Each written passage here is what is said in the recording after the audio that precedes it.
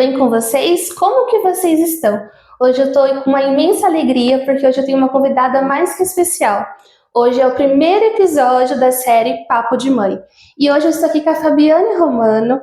Eu olhei aqui para vocês que o currículo dela é maravilhoso. Ela é pedagoga especializada nas seguintes áreas: na educação especial, em uma perspectiva inclusiva, educação bilíngue para alunos surdos, ensino de Libras, docência do ensino superior. Então você já deu aula aí para o ensino superior por quanto tempo? 15 anos. 15 anos, um bom legado aí, que legal. E hoje a gente está aqui para discutir um pouquinho sobre o PEI. O PEI, confesso que eu também não tinha tantas informações, é um processo recente e vamos conversar um pouquinho sobre ele. Ô Fábio, eu sou muito grata por você ter aceitado esse convite. Eu creio que muitas pessoas, tanto mães, pais e educadores, têm dúvida. Eu creio que em muitos lugares isso também é novo, né? Então, vamos lá. Muito obrigada por ter recebido esse convite. Que Deus abençoe sua história. Tem uma história muito linda, tanto na parte da inclusão como PAE, que hoje você atua como PAE, né? E no Ministério dos Surdos, que você, seu filho, tem um ministério lindo e uma história linda. Creio que um dia a gente vai tirar um dia para a gente conversar sobre isso também. E eu quem agradeço, né, desse papo de mãe. Acho muito interessante falar a respeito disso, ainda mais de uma forma informal, Sim. Né, trazendo essa temática assim como de mãe para mãe. E vamos lá. Então vamos lá. Então vou começar com a primeira pergunta, que eu creio que é a que vai abrir caminho para nossa discussão. O que é o PEI? Vamos lá. Então, enquanto nomenclatura, é plano de ensino individualizado ou plano educacional individualizado. No que ele consiste? Vamos pensar que após vários estudos entende-se que no processo de aprendizagem, mesmo crianças que não são neurodivergentes, ela precisa ser olhada dentro das especificidades que essa criança um olhar traz. Individual. Um olhar individual. Uhum. Mas vamos pensar que o PEI, ela abrange a partir do momento que a gente fala sobre a criança com transtorno de espectro autista. Eu acredito que o auge da questão foi a partir dessas discussões, a partir das pesquisas a respeito do autismo. Aí onde se viu essa necessidade. Essa necessidade de olhar o quê? Se a criança, ela não... Dentro também pensando do transtorno de espectro autista, a gente pensa que uma criança tem um espectro que a outra não tem. É verdade. Então aí ela a gente começa a pensar, tá, então a forma de ensinar não pode ser a mesma. É verdade. Né? Então, o que essa criança traz de conhecimento prévio? Então, olhando desse modo que as crianças elas vão ter as suas especificidades enquanto autista, enquanto ter uma deficiência ou uma alta habilidade, ela precisa ter um plano individual, um plano de ensino individualizado. Então, esse plano, ele faz o quê? Ele vai adaptar o ensino para essa criança, né, ele vai trazer metas de aprendizagem, né, quais os objetivos que precisam ser pensados para que essa criança aprenda, para que você possa incluí-la dentro desse processo. Entendi. E como que esse plano de ensino individual, ele é feito? Ele precisa ser elaborado dentro do coletivo. Tá? Envolve a equipe pedagógica, envolve a família, envolve esse professor de apoio, esse professor PAE também, como alguns municípios o chamam. E quem que aplica esse PEI para o aluno? Tá. Então, a partir de uma avaliação diagnóstica inicial, uma sondagem, né, que você vai verificar o que essa criança sabe, né, a respeito de língua portuguesa, matemática, quais as habilidades motoras ou habilidades sociais que ela precisa desenvolver. Então, nós vamos pensar quem são as pessoas envolvidas na vida dessa criança. Então, a gente precisa chamar a família, nós precisamos a coordenação pedagógica junto ao professor, né, como já foi mencionado, vai pensar, né, no trimestre a respeito disso. A aplicação, ela fica com o professor de apoio, né? Esse professor que vai estar... Que é o PAE, no caso. Que é o PAE, né? Que é esse professor de atendimento educacional especializado.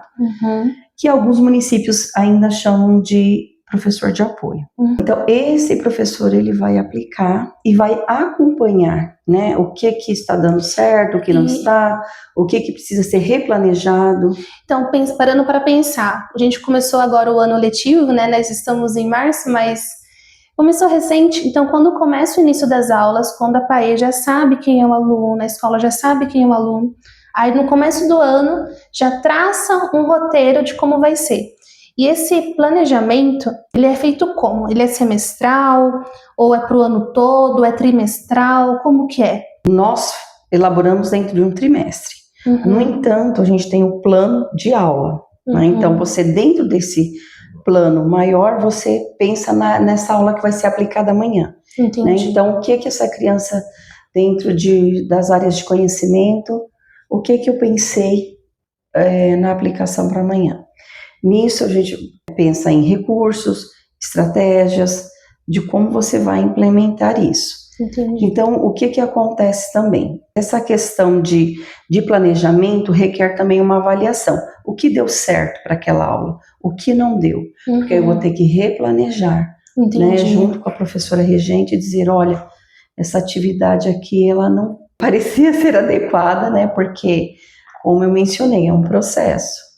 Então, pode ser que você vai ter que readequar, você reelaborar para você atingir aquele objetivo que você pensou.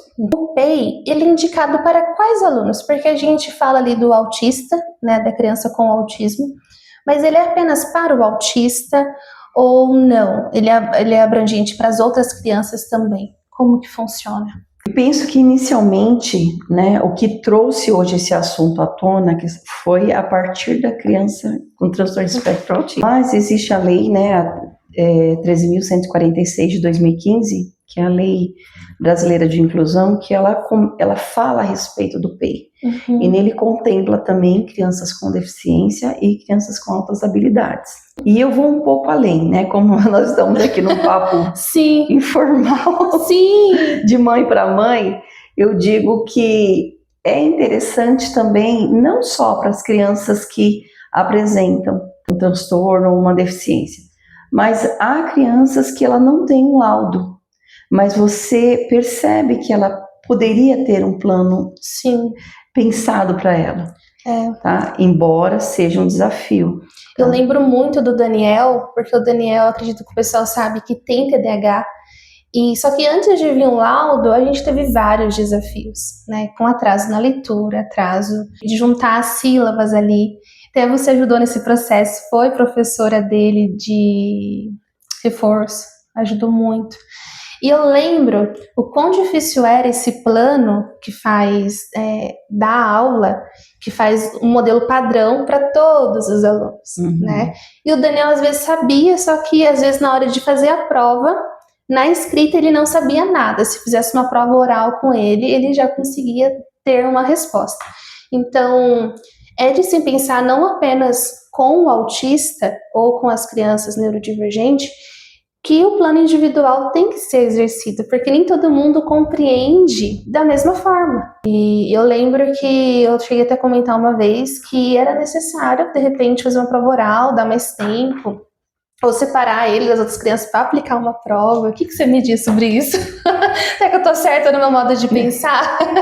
Então, eu falo, assim, a gente está no papo de mãe, mas eu posso falar como professora que é um desafio para nós.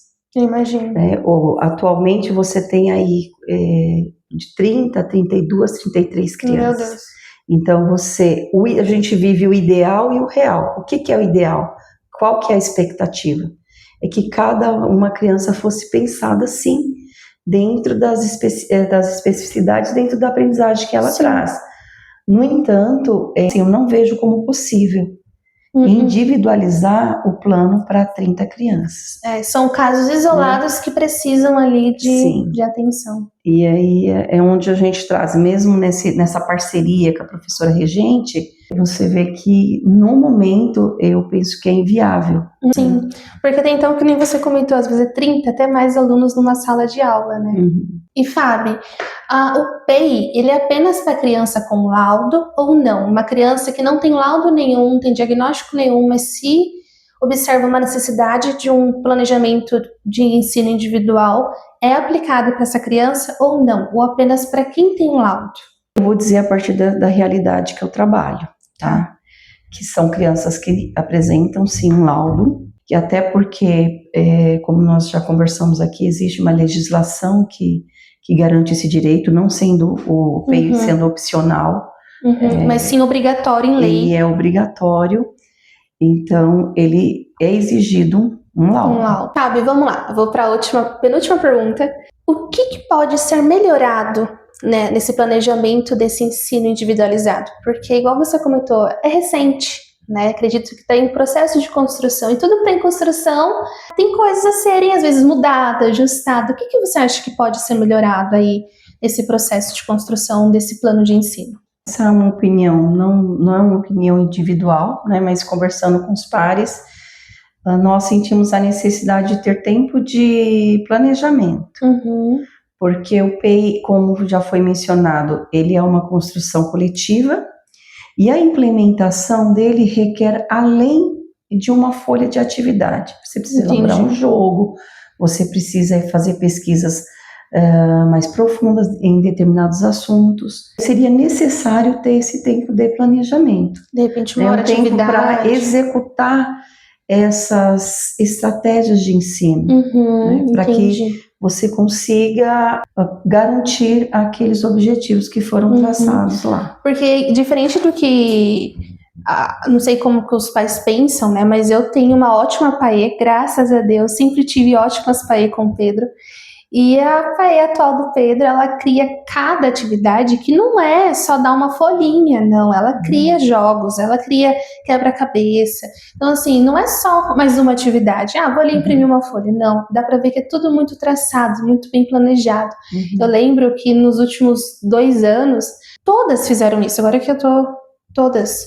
O Pedro ganhou no final do ano uma apostila, uma pasta, com tudo ali planejado, executado por ele. Então, assim, não foi só mais uma atividade, foi intencional, teve intenção, né? E esse amor, esse carinho que tem pelos nossos filhos é surreal. E a gente costuma dizer, né, que pode fazer pra mim, tá tudo bem, mas se faz pro filho da gente, é muito melhor ainda, né? Verdade. De repente, o que seria aí de uma melhoria, ter mais tempo de hora de atividade, né, pra poder elaborar essas atividades. Última questão aí. Que conselho você deixa para uma professora de apoio, para uma paê que está recém aí nessa profissão tão linda, que às vezes se sente segura? Porque, que nem você comentou, o espectro autista, cada um é diferente de um, nenhum é igual ao outro, né? Cada um tem seu jeitinho, suas manias. Qual o conselho que você deixaria para essa professora?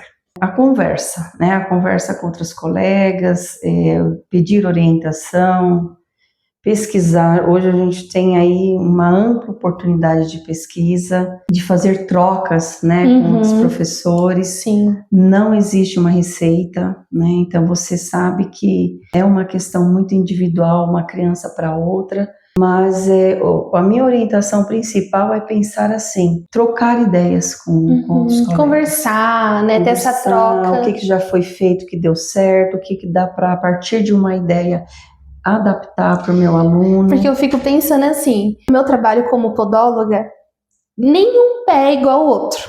Cada pé é uma caixinha de surpresa. E eu fico imaginando isso de vocês, porque cada dia tem que ter uma atividade nova, tem que ter um exercício novo, e não deve ser fácil, né? Vocês têm que trabalhar muito, e eu acho isso muito lindo, né? Eu parabenizo, porque eu como mãe, e você também como mãe, teve o Gustavo aí, que teve essa trajetória também, que foi atípico também, um dia a gente pode conversar sobre isso. Agradeço por você ter aceitado participar. Acredito que muitas pessoas também têm dúvidas, eu também não conhecia, não sabia que era obrigatório, e gente. Então, você mãe, que tem seu filho na escola, conversa com a sua paê, troca uma ideia, é muito importante estar junto, estar presente na educação do seu filho.